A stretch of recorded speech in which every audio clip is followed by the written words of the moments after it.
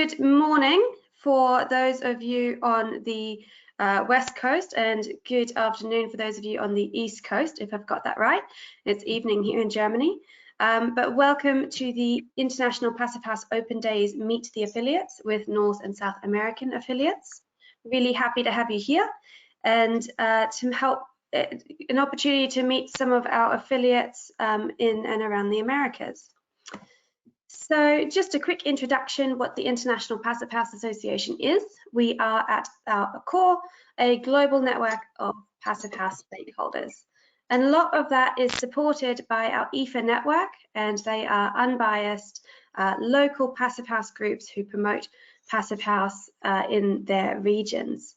We have 22 of them currently, and that is always growing. And we also have individual memberships. So in total, we have over 5,100 members in over 50 countries, and they can make use of exclusive member benefits, both through their local affiliate and through iPHA with the 2-for-1 membership plan that we have in place with our iPHA affiliates. So I hope you all have your mobile phones at the ready, because today we'll be using Slido. So if you could go to your web browser, either on your mobile or on your laptop, and type in sly.do, no need for .com, the .do is that part, and you'll see a box come up that says enter code here. If you could please enter the participant code 905274, then you will be up and running for today's Slido challenge. You can also use that link there, but I think that would be a lot more complicated to type in personally. But, you know, whatever floats your boat.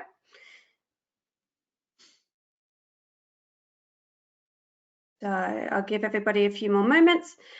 And on the next slide, you can see the code here on the left still, so no worries if you haven't typed it in just yet.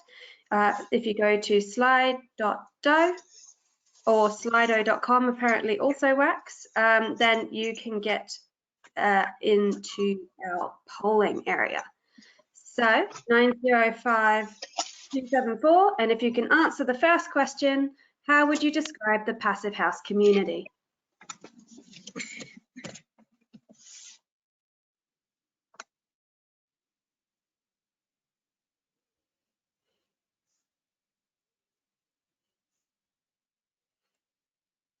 Welcoming, professional, very engaged. We see some new words coming up. Accelerating.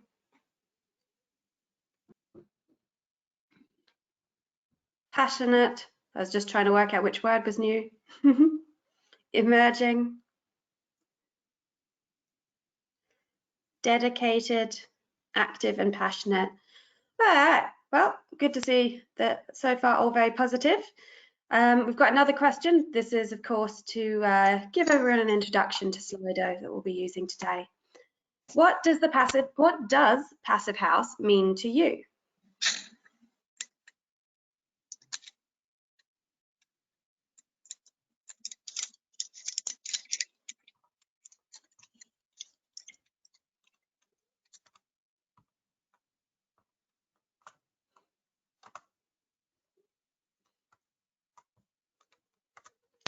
A cozy, comfortable, energy-efficient home, exciting builds, more sustainable future for humans, addressing climate change in the building community. Lots of different meanings then. Excellent. Well, I think we've all got the hang of Slido. Please keep that in mind. You'll need it later for today's quiz. But first of all, a big thank you to the affiliates who managed to make it today, and of course to our affiliates in general for all of their great work and cooperation throughout the years. Today we have Passive House California, New York Passive House, and the North American Passive House Network with us to talk about the work that they do, the new developments in their various regions, and of course give us some updates on a range of topics, including components, new builds, and of course training opportunities and chances for you to get engaged with the local community. So first of all, I will pass over to Ken Levinson, who is the chair of the North American Passive House Network. No, I think you're the president or the CEO. Yeah, please. Executive Director. Director, thank you. We got there eventually. He took over that role last year and has been doing a really great job with his team to increase the engagement throughout North America. And of course, they had their recent conference, which you may have attended. Perhaps he can tell us a little bit about that. And otherwise, over to you, Ken. All right, thank you, Georgia. It's great to be here. Talk a little bit. I'll try to be brief here. I have a number of slides, but we'll go quickly. I should note, North American Passive House Network. The North American is a bit of a misnomer at this point. It's basically a legacy name, and we're working through that. We are focused on the United States nationally from coast to coast, and are very happy to work cooperatively with California and New York as the 3 affiliated organizations in the United States. Really, we start with education, and NAPHN is about education at all the different forms because we think it does change how people think and work, and is fundamental to our success. Do I flip these, or do you, Georgia? You're doing it. Okay, got it.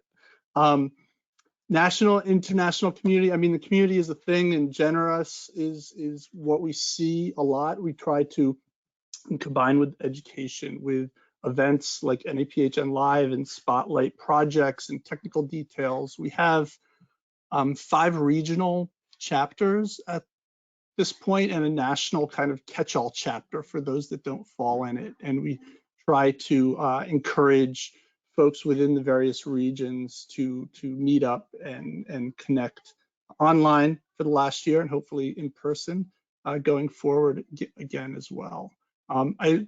Just one quick shout out. I think it's also very important that that's within the network here, but also outside the network. So the other Passive House groups in the US, in North America, in the Americas and around the world, and other associated groups, energy efficiency groups, groups associated with healthy building, all the different aspects. We really try to expand the definition of our community as much as possible. Education, again, to just come back to it, and really trying to find pathways and develop programming and support for those coming on board who are new to Passive House, who may know a little bit or are expert and have been practicing. So from very introductory to the core CPHD and the designer and tradesperson courses to specialized courses.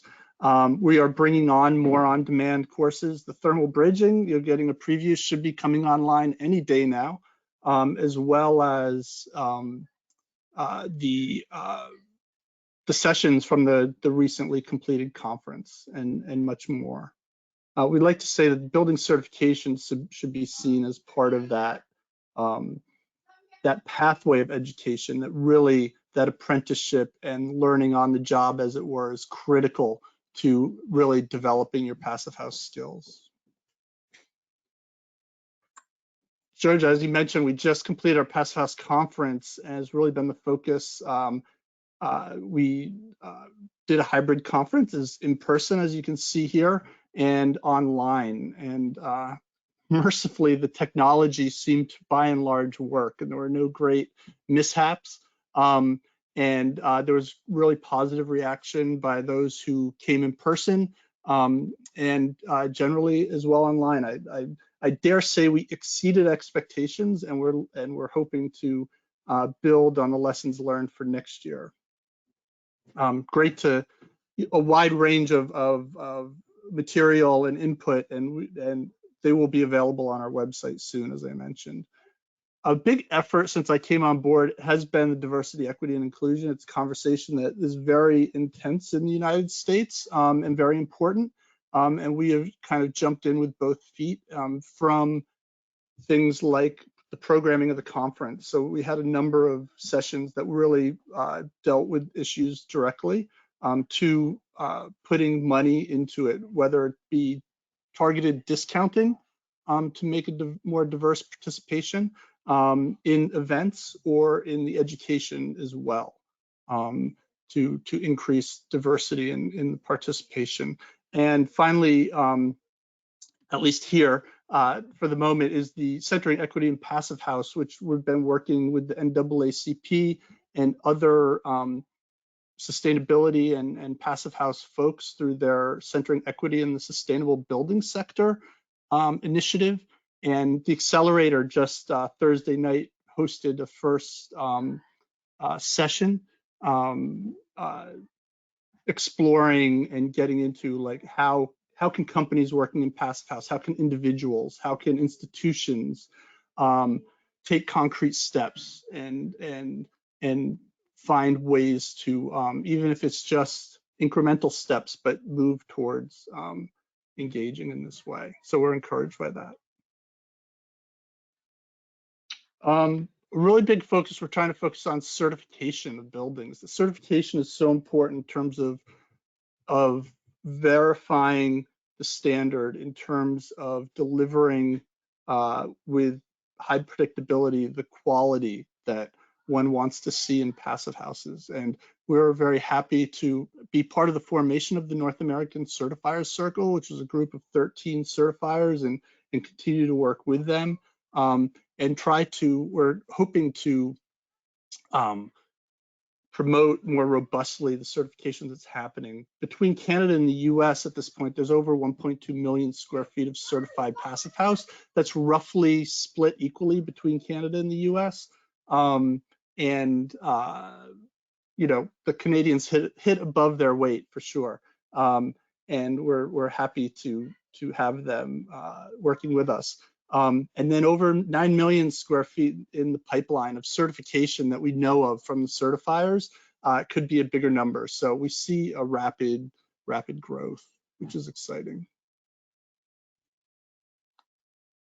And certified projects to celebrate across the US. I have to admit personally, and in terms of NAPHN, because of the conference, we really did not focus on it, but happy to step in. Great to be part of this event and the weekend in general. So we're laying claim across the US here, Christian. We got your house on board. Happy to promote a house in Somerville outside of Boston by Vladimir Petzel, which is really, it's an awesome house and a wonderful story, which he told at one of the chapter meetings about his post-completion certification journey, and definitely a cautionary tale of what order to do things in.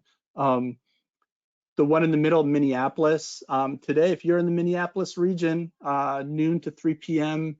Central Time, tomorrow, Tim Ian, who is a leader of the Minnesota chapter and a longtime passive house leader in the United States, is opening up his recently completed house, which is super exciting, in person. And Vlad's is this afternoon in Boston. We've got a few hours left, I should note, if you're in the Boston area.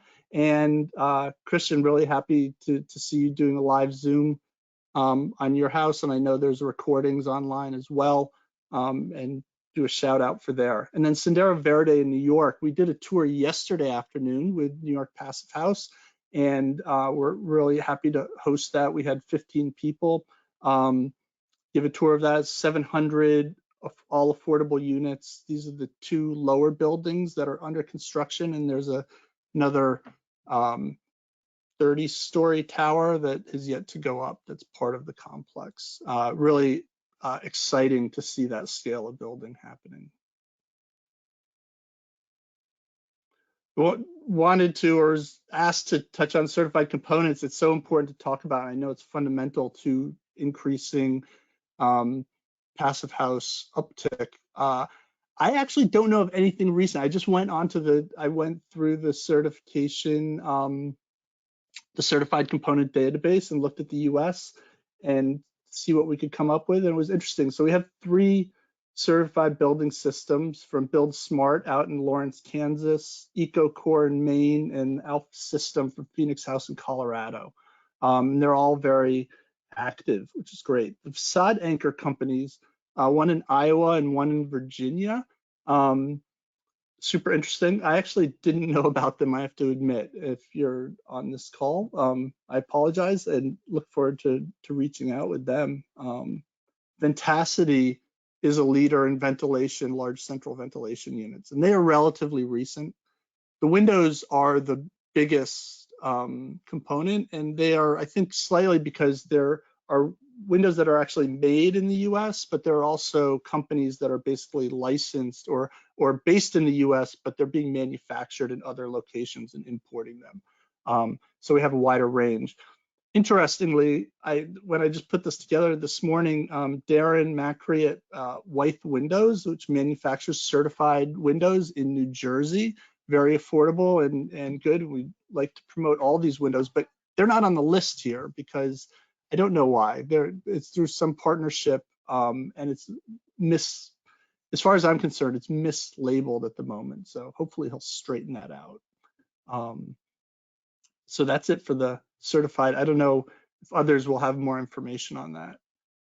We just want to touch base on a big part of what we're doing, and Bronwyn Berry, who is the chair of the board of NAPHN, has really taken on policy as her one of her important projects, and us being more systematic in doing outreach and collecting information and connecting people at the different levels and through the different channels, and starting to see things shake loose. I mean, it's more and more encouraging about what is happening.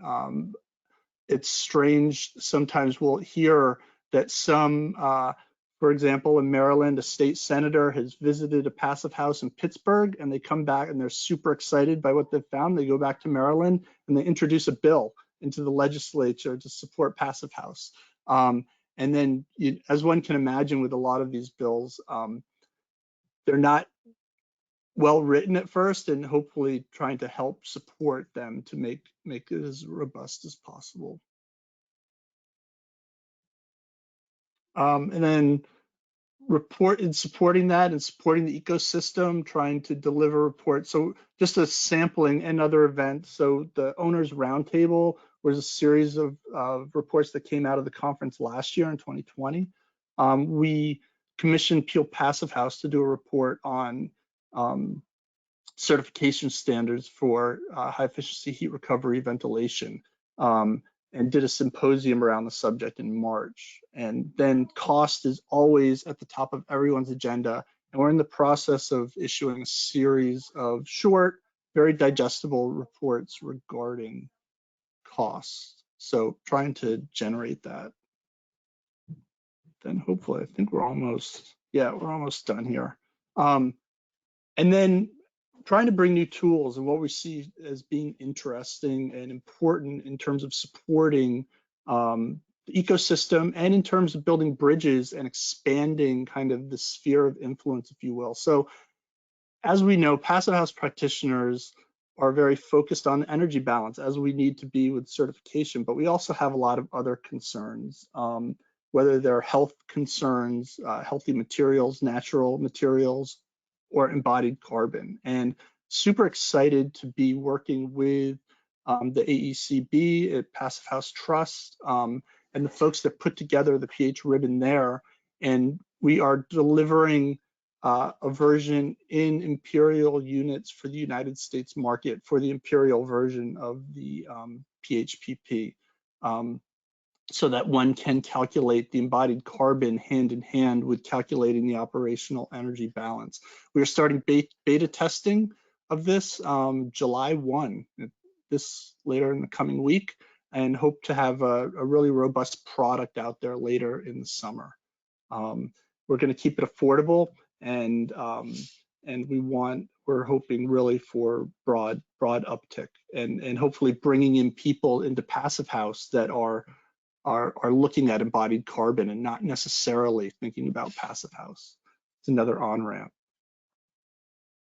And then finally, just to invite you all to Boston, which is where our next conference will be.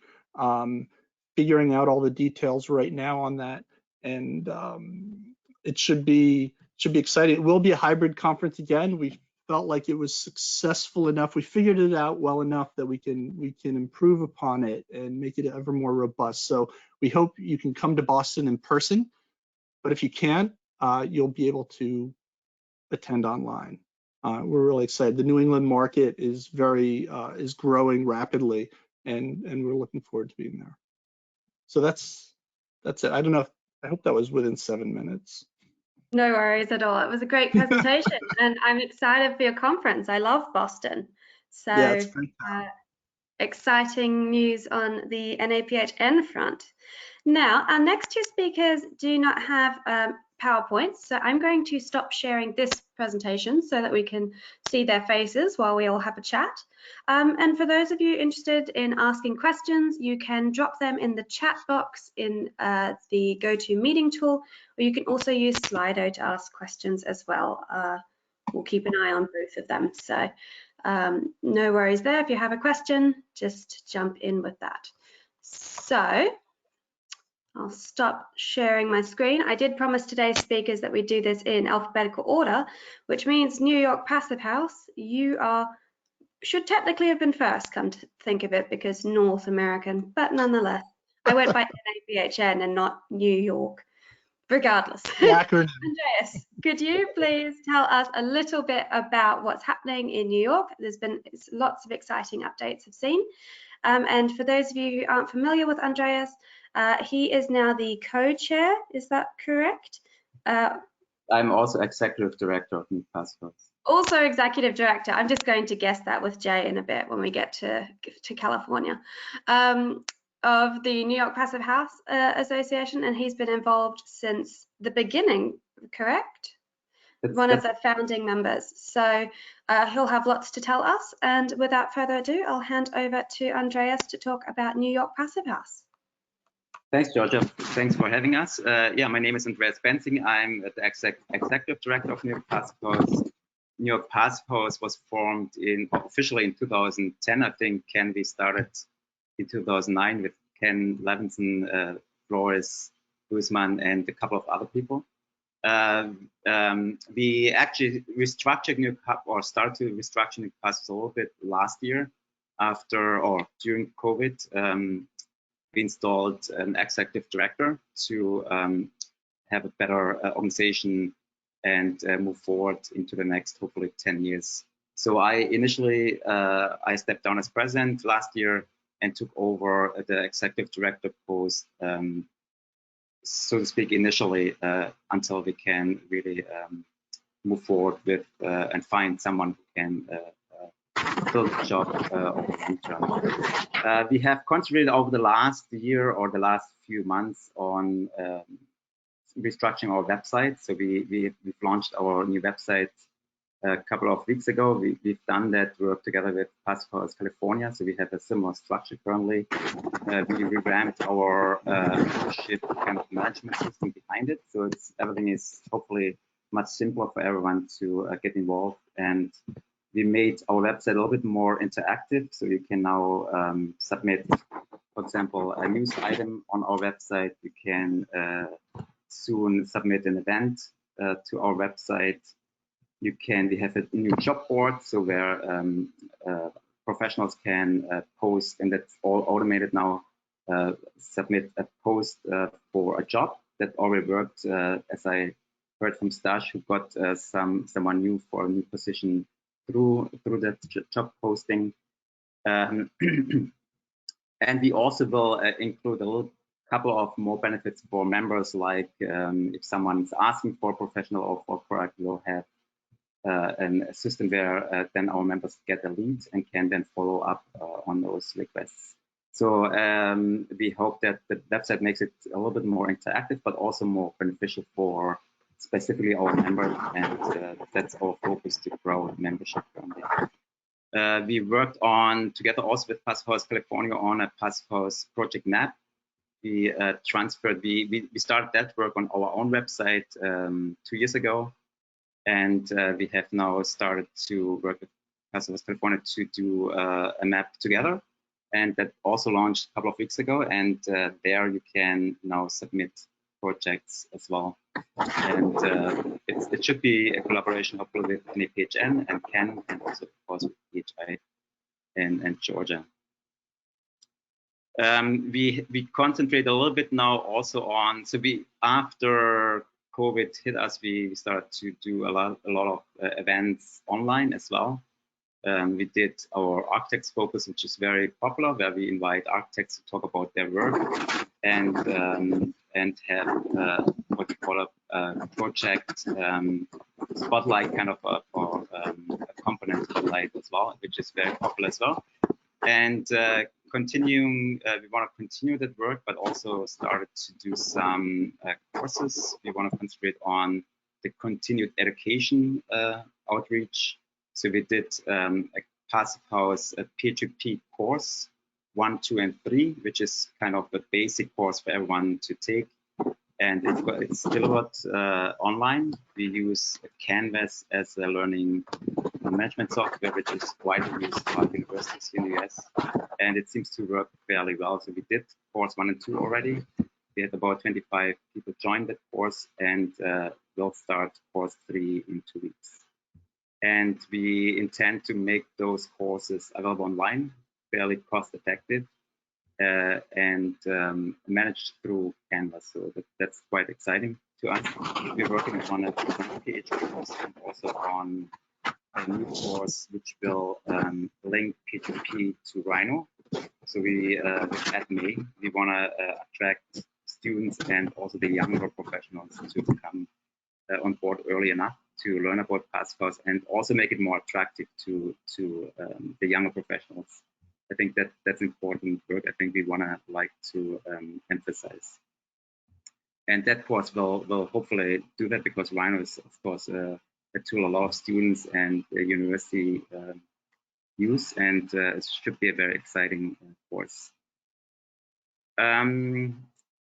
On the policy front, we still try to push Passive House in terms of legislation. We do a lot of networking with local politicians. We have a lot of Passive House resolutions from reports. For example, one we did in 2018, which was with former President Brooklyn, with Eric Adams, so he's on board to support Passive House.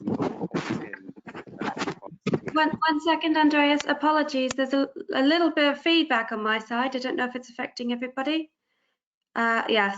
Why don't Andreas? Could you see if you could fix that, and I will ask you some questions on policy and the other things that you didn't quite get to in a moment. Apologies, it was in and out for a bit there, but now we can't hear you at all. All right, well, we've heard quite a bit from New York for a little bit, and we'll come back to that, no fear. But Jay, do you want, and Christian, we have 2 members of Passive House California with us, although Christian now looks nervous, which would suggest to me that he did not intend to speak today. One of them might be the executive director. This is apparently, I'm just very bad at guessing that. But Jay, are you in North California and Christian, you're in South California, or other way around? Melinda, that is correct. You are in the Christian's down in the Los Angeles or Southern California area, and I'm up north, or I'm in what we call the Central Coast, a little bit south of San Francisco. Excellent. All right, I've got the hang of this now. So I'll pass over to Jay, and perhaps Christian, if you want to jump in at any point to tell us what is going on in California in the Passive House sector. Well, thank you for the opportunity, Georgia, and hello, everyone. Our mission statement here at Passive House, or Passive House California, is, among other things, promoting awareness, understanding, and the application of the Passive House standard through education events and advocacy throughout California. We've been doing that for 10 years now, I guess, almost 11 years, I think, from the time it began. We are really enjoying, and just to characterize what's going on, we are really enjoying in California an increase in traction for Passive House from a combination of some terrible things, COVID, The awareness of hygienic ventilation and the importance of continuous fresh air that's not recirculating has gotten a lot of attention to a passive house building block or a concept. The wildfires and the number of homes that were destroyed led us. We actually talked about Build Back Better before the president did. We're working together to build back in several of the counties and groups that are supporting the building back of buildings and homes from the wildfires are, if not recommending, they are at least referencing and making available information about passive house. I know we have one going in Santa Cruz, a little north of Santa Cruz, that is getting a fair amount of press and attention. That's actually prefab components from B Public. We know who that is going to put that together. And then the smoke from the wildfires affected pretty much everybody in the state because of the way they were hanging around. So that's really brought us more attention, and we're in more conversations than we were before. In terms of our state focus, because we have such a large state, we have I think 5 different cities with over 1 million people, and we're kind of danced around in terms of working with the policy and bringing the training out. We get a lot of support from and depend heavily on NAPHN. They really manage the whole education program for us as it comes through here. And Bronwyn Berry, who was the founder of Passive House California, or one of the founders, remains active because she is well known and she knows the players and knows the policies. So she works with our California Energy Commission, the CPUC, and we really appreciate that support. What we have decided to do in the last couple of years is, because of the breadth, it's hard to get together as Passive House California. That would be like, let's get together at the Northeastern United States. And so we're doing a lot more geographically. We have board members up and down the state, and we're really working on an increased level of local outreach to create interest and awareness and educating not just industry professionals, but the general public, to get the people behind it. We're working closely with a number of sustainability groups and our local policymakers and jurisdiction staff. And we're doing direct outreach to the developers, contractors, other building industry professionals and things that are there. So we're trying to do that, or we are doing that, on a more localized basis. So we have different things rising to the top and making a difference as we go across. We are definitely focused very hard on the intersection of passive house and affordable multifamily. California has a joint crisis along with the climate crisis, and that is our affordable multifamily. So we're about proving the concept here. It's not as cold here, and so the need for that kind of passive house principles is a little harder to justify and financially get it together. But because we have to breathe the air with the smoke in it and the COVID and things, we've been able to pick that up. We're working on getting proof of concept wherever we can.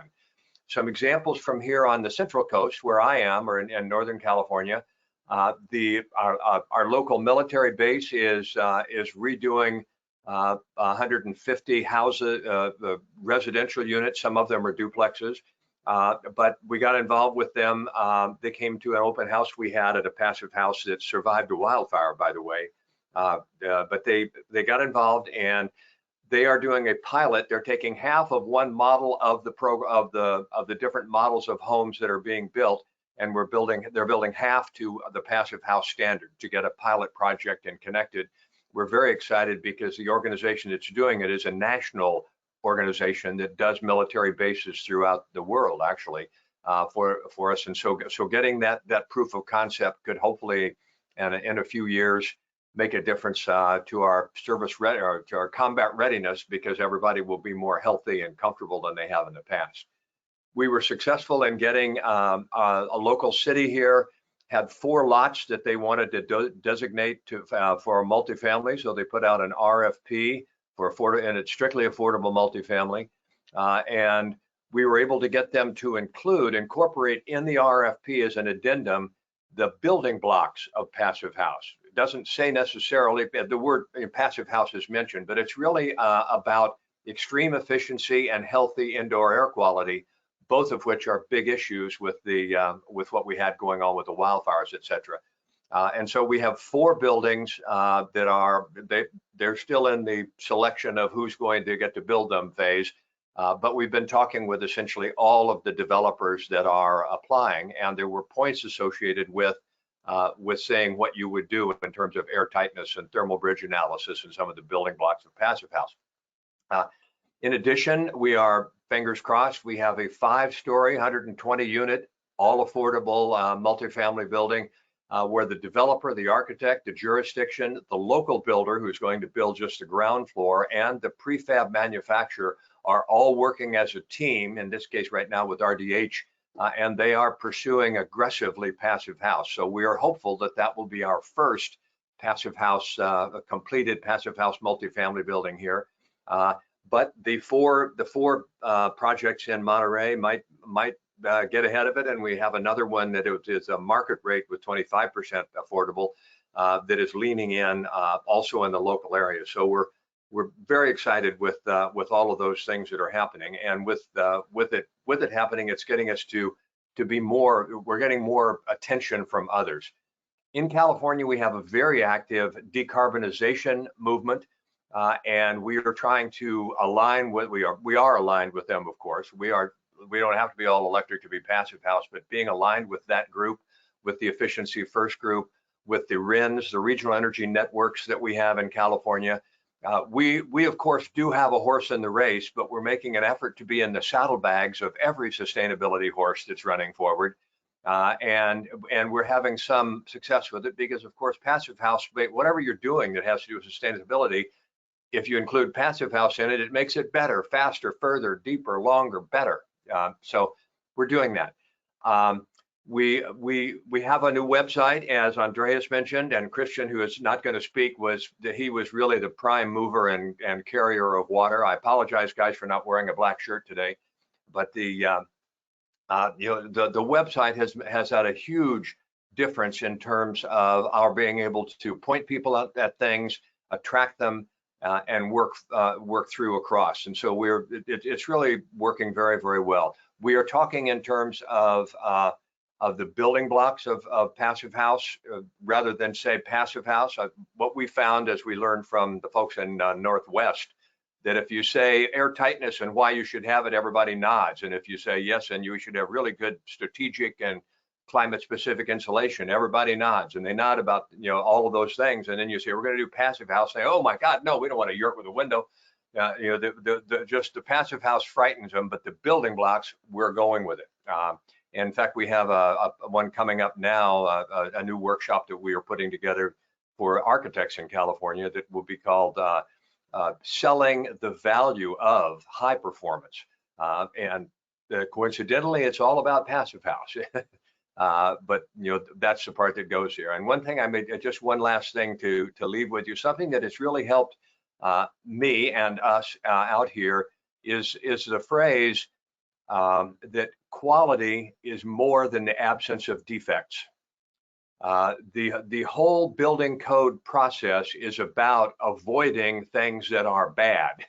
Don't let this happen, don't let this happen. And we find that if we say it's more than that absence of defects, we shouldn't be trying to not screw up. We should be going toward what we can get to. It's the presence of value. And as Georgia is doing, when we talk about it that way, people nod, and as I say, we're getting traction. So thanks for including us, letting us be a part of it. We're excited. We're very appreciative of NAPHN, and our partnership that we've had with New York Passive House has been very helpful to all of us. And I'd encourage you to visit our website, which is Passive House Cal, just CAL, passivehousecal.org. We're gaining traction and moving ahead. And I put down the one word that I put in was relevance. What is the word for passive house? We are becoming more relevant, and those of us who are involved in it, at least I am feeling more relevant than I have felt in years. That's great to hear.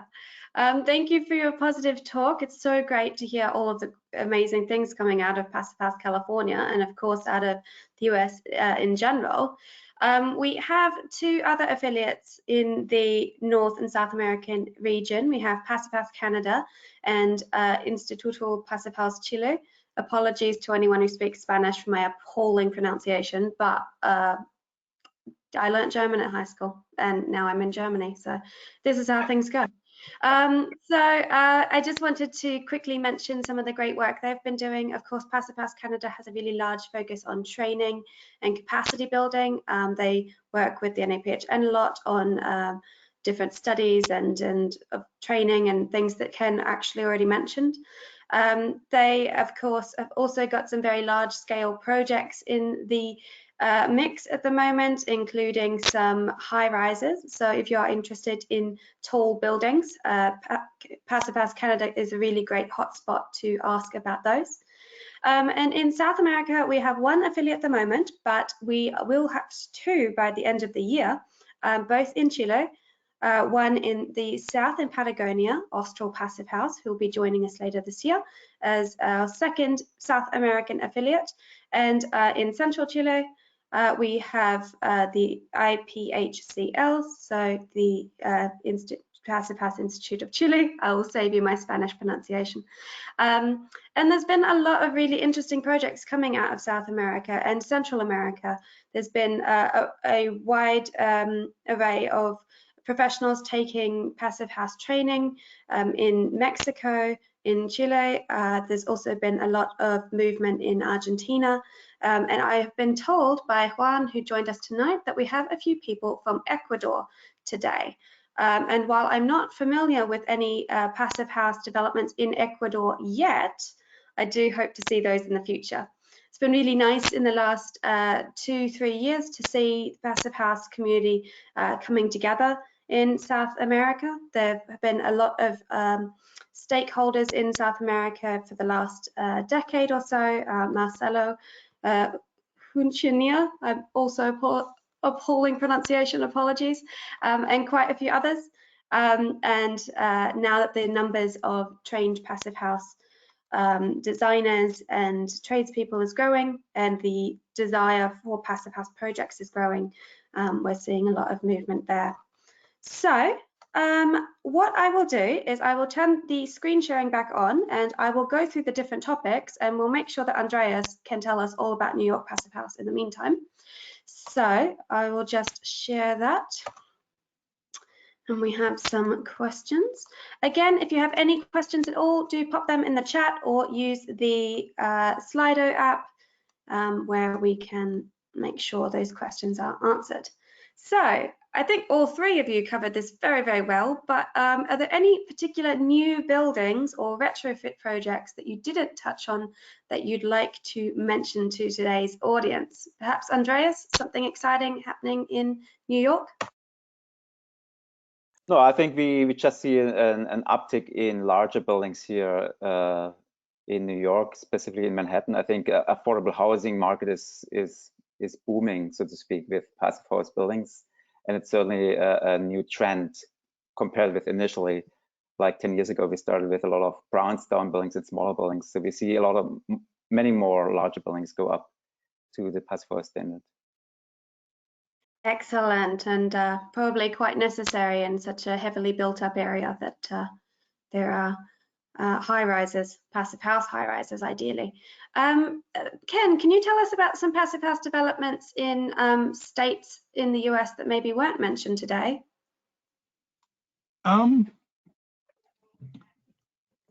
There's a lot happening in the Northeast. There's Maine is a big hot spot, and there are a number of players there. There's a wonderful new private school building, a charter school that was recently completed by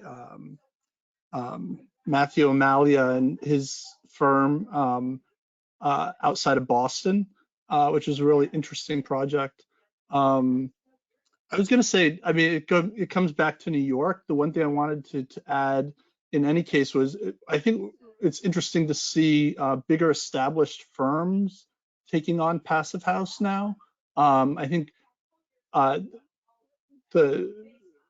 until relatively recently. It's been generally smaller firms, younger firms, more adventurous firms, more mission-driven, perhaps, and seeing bigger established firms taking it on. So and Andreas mentioned affordable housing being a real driver in New York, is the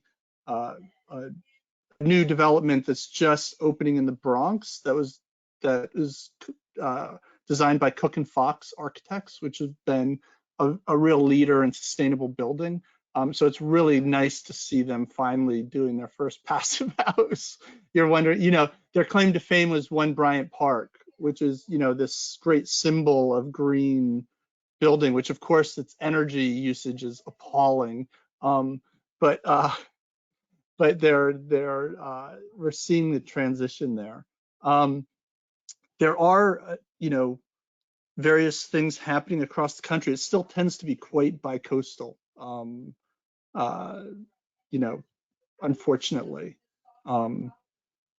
But we are seeing more interest.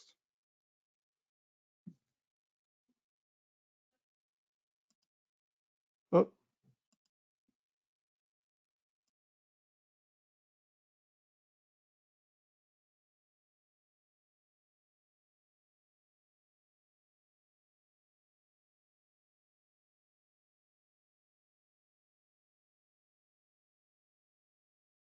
Did somebody put us all on mute? Oh, apologies. Apparently I pressed mute instead of the camera button. We've had some complaints about low quality. Could everybody please stop sharing their webcam? Might help with that, and we'll see the back screen anyway. Jay, could you tell us any exciting or particularly noteworthy projects coming out of California that you haven't yet touched on? Well, I touched on the ones that I thought were most important. Two additional ones that occur that I think are both positive. One is a new building that wouldn't have been standing if it was on any of the lots around itself. Apparently, we had a passive house that was about 90% complete. It was all closed in. That was right in the path of the Carmel fire 10 months ago that went through. And virtually the entire neighborhood was devastated. Not like paradise because the homes are further apart, but the vast majority of homes were either razed or made unlivable and had major damage. And the passive house was completely unscathed. Actually, we lost one sawhorse that was in the driveway. That was it. But the fire came all over it. So it remains a new building, and it's now completed and they're moved in. That's a big story. And I work with Rob Nicely, who many of you know out here. And it's taken us 7 years to go from no passive houses to the first 3 that we built, the one that survived the fire being the 3rd. And we currently have 3 in process, one being built and 2 more in the design phase. So again, about the traction, we're going to have more new buildings. And then there's the one that I mentioned earlier, that's by B Public Prefab. So it's going to be the first prefab passive house, which is a fire build back. Wonderful, and that's a really lovely story about the surviving passive house.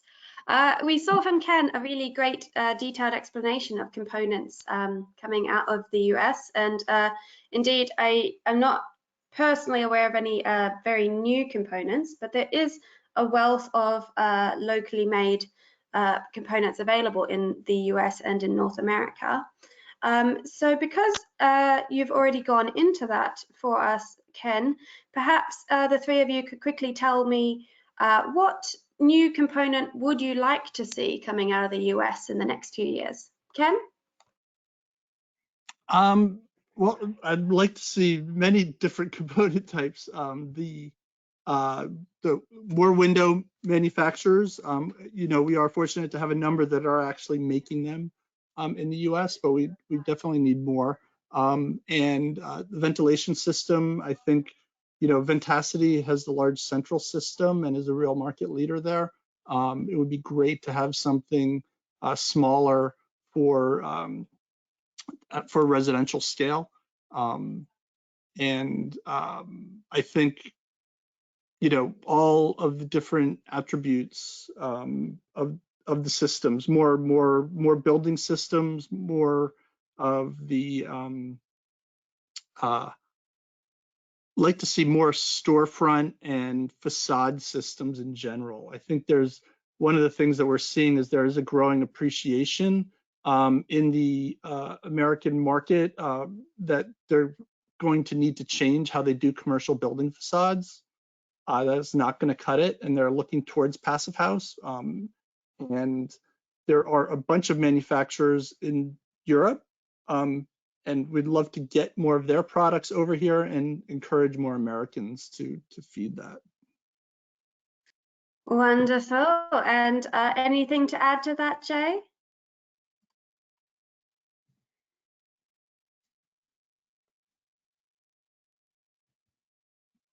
Not from a component standpoint that I can think of, except that we do have a prefab company that is putting together the modules for what will be the first Passive House, hopefully building multifamily that I mentioned, and then the certified components that are actually walls and envelope structure from other prefab companies, Be Public in particular. Excellent. And over to you, Andreas. What new components would you like to see coming out of the US? I think because both New York City and New York State are pushing quite hard for electrification of buildings. So I think one component we certainly will need for larger buildings are heat pump systems for domestic hot water. So that's something which is a real challenge for us. For small buildings, the heat pump system for domestic hot water works quite well, and probably for small buildings, a better combination of ventilation and heating cooling systems, that would be great. Excellent. So for any component manufacturers listening, you've heard about some upcoming market opportunities. One probably which is one is very important for here in the city for larger buildings is and that's a really big deal, is the PTAG. We use PTAG units currently a lot. So that's a combination of heating and cooling, which we plug into our walls. So a heat pump PTAG unit would be quite a big market here in New York City. Good to know. All right, and then talking about other opportunities, what local training opportunities are there for professionals wanting to get involved in the Passive House community in the US? Ken, you have outed the NAPHN as a training hub. Do you want to talk about opportunities and also some other course providers throughout the US? Sure. Yeah, we're happy to provide introduction to Passive House for the broad market stakeholders on demand on our website. It's also live online. A lot of the content is both live online and on demand through the core course CPHD, which is available on demand at your own pace and live online. And then the tradesperson, we've actually partnered with EMU Building Systems out of Colorado, who has been a leader in tradesperson training, and happy to work with them and provide that training across the market. Doing it on demand. The on-demand sessions, I should say as well, are not completely at your own pace. There are scheduled live seminars along the pathway, but 90% of it is at your own pace. And then the specialized, as I mentioned, we're rolling out a number of different courses that can go in a lot of different directions to really dig into it. Yeah, that's sort of the lay of the land. We work with Peel Passive House. We work with EMU, as I mentioned, and other groups to try to get the reach out there and get people involved. So there hasn't been much local per se in that it's all been online and quite nationally oriented, but we're looking forward to in the coming year to see what we can do to make it more local. That sounds great. And perhaps New York Passive House and Passive House California, are there any local courses happening this year, or is it still going to be online due to COVID? So probably I start. Yeah, I mean, as I said before, I mentioned before, we're trying to concentrate more on the continued education portion, and also we try to make it very affordable, but also very localized. So we try to concentrate, for example, PHP course or any course we do to really connect to New York City specifically, so meaning to larger buildings. Excellent. And over in California, Jay? The thing that I would say, we utilize the programs that Ken talked about that are coming from NAPHM for all kinds of formal passive house training. The local regional, the RENs, we call them, the 3C REN and the Bay REN, and the local regional energy networks are very much into educating, and they have been pulling in some of the courses from NAPHN as well. But we're doing other related courses like the building blocks of high performance or passive house level performance, and the how to sell the value of high performance. And those are generally REN sponsored that they'll help us do that. So it's more the general public education and awareness and getting smarter that are the local opportunities for us. Wonderful, and thank you to RAN for helping with that then. Then we have two more slides and then we have a quiz, so I hope you've all been listening. We have this year in 2021 the Efficiency First campaign under the slogan Efficiency the First Renewable Energy, a slogan that was suggested by our Irish affiliate who joined us this morning for the European session. We've been promoting efficiency as a foundational requirement for better buildings and future-proofing our building stock, both for new builds and of course for retrofits, which is something that Jay spoke about before as well. So my question to the three of you is, how have you been implementing the Efficiency First campaign locally? We have had some pamphlets which each region has localized, and videos of course. But perhaps you can tell us a little bit about your local implementation and any effects that you've seen. Ken? Sure. I think what we've really done is follow iPHA's lead and build on that, and through the social media and networking, and through our events, our conference, making sure that we are broadcasting this sort of really important message and branding that especially we see this fixation, which I know everybody has to deal with, on net zero energy buildings, and kind of glossing over the work of energy efficiency. And it's been great to have this message to bring to the conversations, putting it out to the chapters, to the membership. It was a pleasure to participate in the video production that was done earlier in the year. So that's really, like much of COVID life, it's kind of been at arm's length through various electronic channels. Indeed, and we will have a live Efficiency First event next month in Glasgow, Scotland, in the lead up to the COP26 conference. We'll be having an Icebox challenge, which you can find out more about at www.iceboxchallenge.org. And something you touched on as well was the group effort. The pamphlet, for example, is available in 14 languages now. All of the affiliates have, of course, made it possible to have the pamphlet and video available in English, Spanish, German, Italian, and a range of other languages. And excited members have also jumped on board to help and have volunteered to make it available in languages where we don't necessarily have an affiliate available to support that translation. So we're lucky to now have Bulgarian, French, Mandarin, Chinese, and Farsi or Persian available as well. So very exciting news there. Jay and Andreas, do you have anything to add about the Efficiency First campaign locally in New York or in California?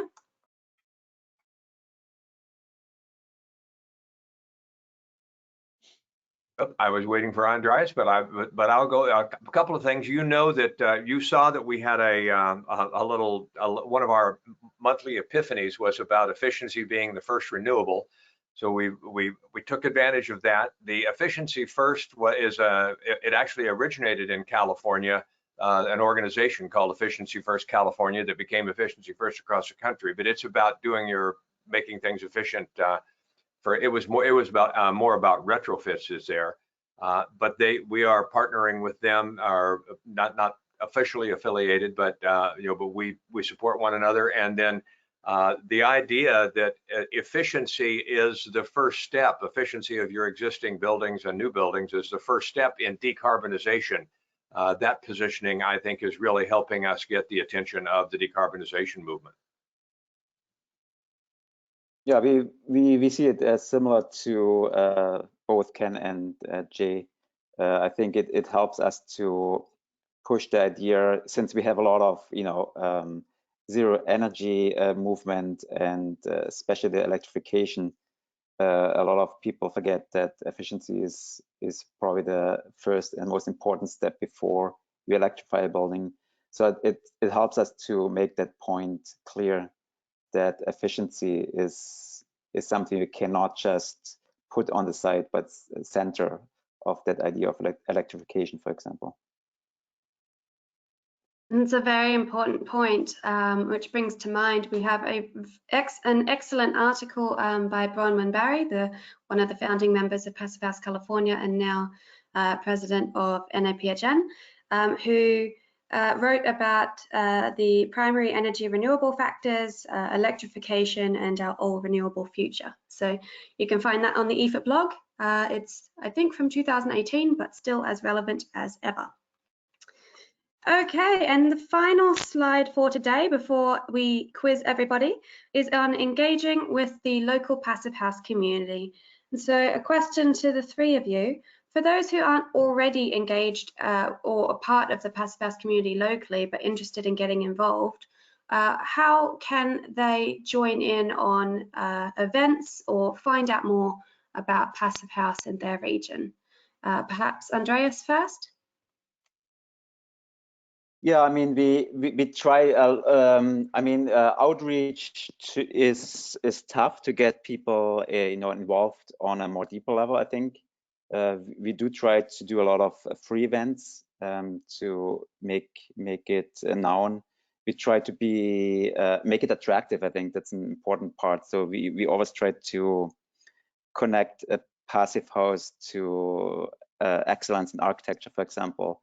Passive House we connect it to people and to products as well. I think that is something which is interesting to most people, and I think it can draw in professionals who are not yet involved, because it is something you want to learn about, you want to use. So it has to be fairly usable and attractive, I think. So that's the focus we have.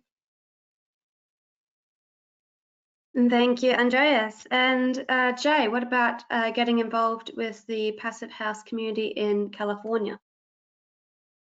In terms what we are doing, and I'll come back to the RINs or there are other larger organizations that have more traction here in California, like one that is a Central Coast Climate Collaborative.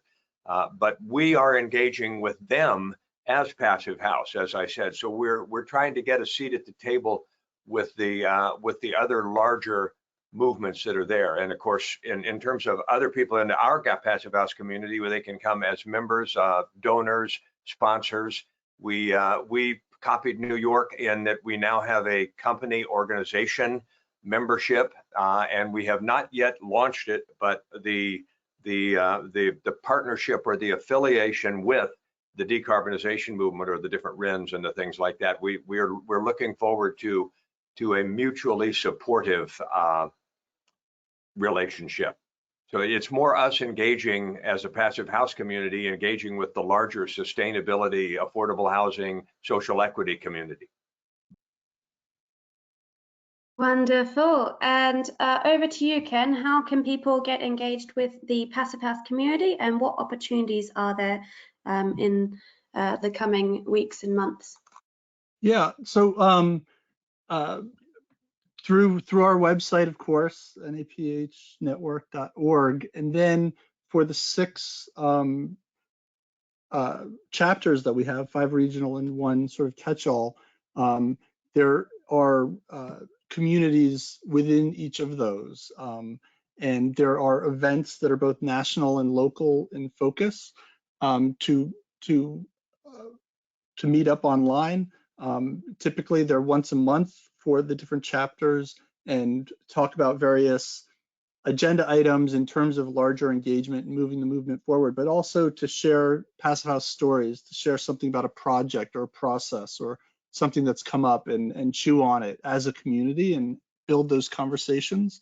And we're really excited about now coming out of COVID, and Pittsburgh in our Pennsylvania chapter has recently had an in-person meetup and getting people together in person again to have conversations. And those can be found on when they are going to be happening on the various chapter calendars. So I know Minnesota and Minneapolis is also looking forward to reconnecting in person, and just exciting to get back into that. Wonderful. And you can always find Passive House events happening worldwide via the iPHA newsletter, of course, the iPHA event calendar, and our weekly event calendar that we post to social media Monday mornings at 9 a.m. Central European time. So that's probably close to the middle of the night for the US, but you can always find it when you wake up. And that includes all the events happening in the Passive House community that we know of that week. So I hope you've all got your phones or your laptops nearby. I assume you've got at least one because you're all still listening. Time for a quiz. So if you can all go to slido.com or sli.do, both whack, and type in the code if you're no longer logged in. You can see some participants from our sessions with South Pacific and the US and Europe.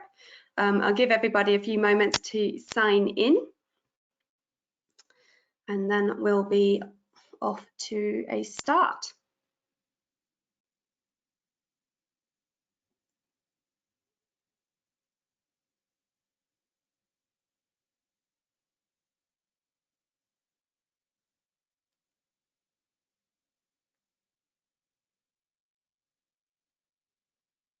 Give you another few seconds.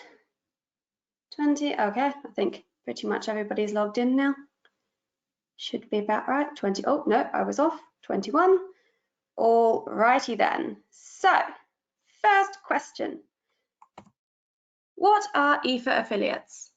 Independent member-driven Passive House organizations, Passive House trade associations, or official local headquarters of the Passive House Institute?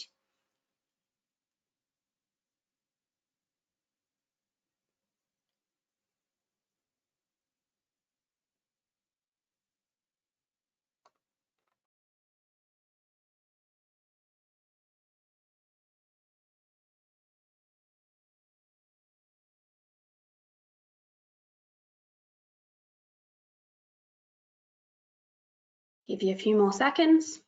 You can see how many people have answered in the top right corner.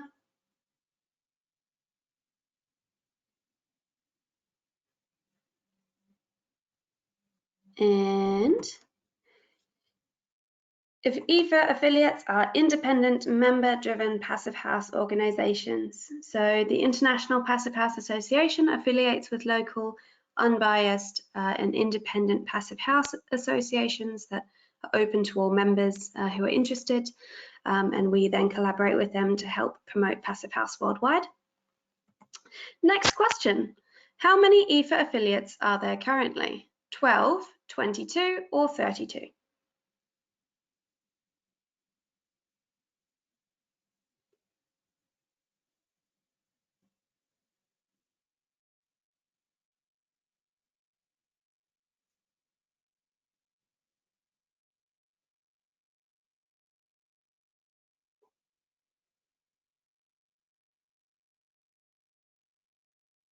Give you a few more seconds to decide. 12, 22 or 32.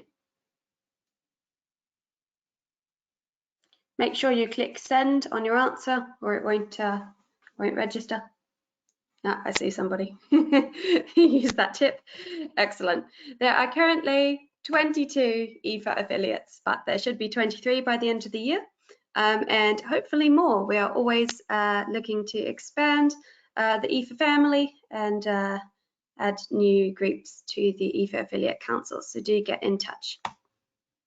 What is the name of the 2021 iPHA affiliate campaign? Passive House, the key to better buildings, Passive House for all, or Efficiency, the first renewable energy?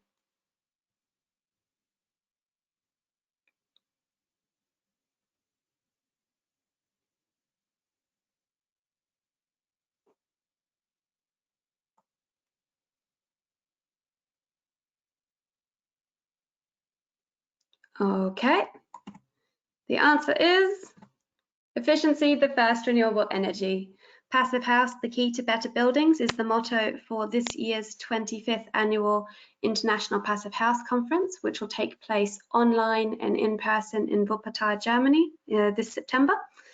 Tickets are now available if you are interested. You can find those a link via the iPHA website or by Googling International Passive House Conference and you'll find the website. Passive House for All was this year's slogan from the NAPHN conference, and of course, Efficiency, the first renewable energy, is our campaign slogan. Second last question, when was iPHA founded? 2010, 1996, or 2008?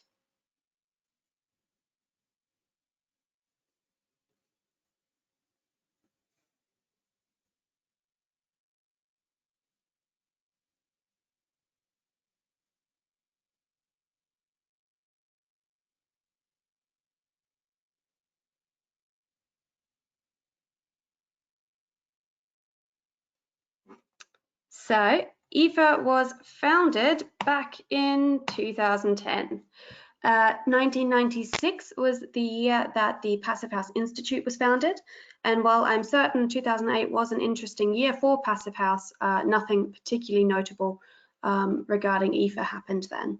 We were formed in 2010 to help bring together the growing international Passive House community and to make the wealth of knowledge that was thus far only available in German and very occasionally English more widely available.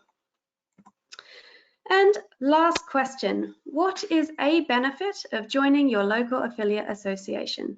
Do you get a 2-for-1 membership to your local association and iPHA? Can you stay up to date on local Passive House developments? Can it help you meet local like-minded Passive House professionals and enthusiasts, or all of the above?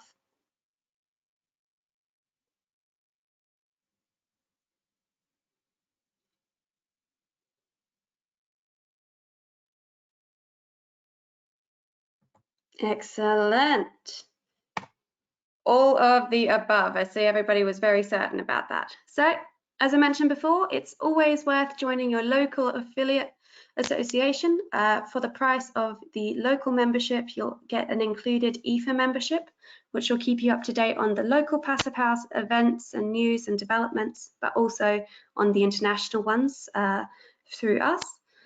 You'll get to meet the local Passive House community and obviously be a part of that, which makes the correct answer all of the above. So I see Ken did really well. These are the results from all 3 sessions, and Jessica, for the record, is one of our managing directors at the Passive House Institute, so no harm done if you didn't beat her time. It would, you know, be quite impressive. All right. Who knew this was timed? Exactly. Yeah, I didn't realize at the time, the first time either. Happens. And then just 2 questions to you all. Oh, why is this not working? It doesn't want to play ball. That's fine. Are you a member of your local iPHA affiliate? Yes, not yet, but plan on joining, or no? We just want to hear from you.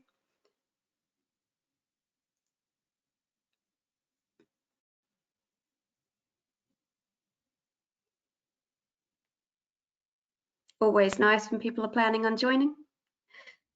And for those of you in a region that does not have a local iPHA affiliate, no problem there. You can also join iPHA directly, or you can, I mean, theoretically, you could also join an iPHA affiliate in a country that wasn't your own, but maybe speaks a similar language. I know, for example, Brazilians do that with the Portuguese affiliate until there's more of a Brazilian passive house movement. Although we did see the first passive house building completed in Brazil possibly 2 years back now. So definitely some developments there as well. Okay, so a big thank you from me to all of our speakers today, to those of you who made it to our event on this wonderful Saturday. I hope you all have a fantastic mid-year open day, International Passive House Open Day weekend. You can take advantage of the many digital tours that are available online on our YouTube channel. Perhaps there's even some local open day events that you can go to in person. It's very much regionally dependent. But that's all from me. Do any of our speakers have some final words? Anything they didn't get to mention? No, I think I'm good. It was a pleasure to be here. Just And thank you for all that you do. yeah. Then everybody have a wonderful weekend, and of course when building any future projects, please think efficiency first, and if you need any help with that, then find your local affiliate or get in touch with us at iPHA and we'll help you find them. All the best, and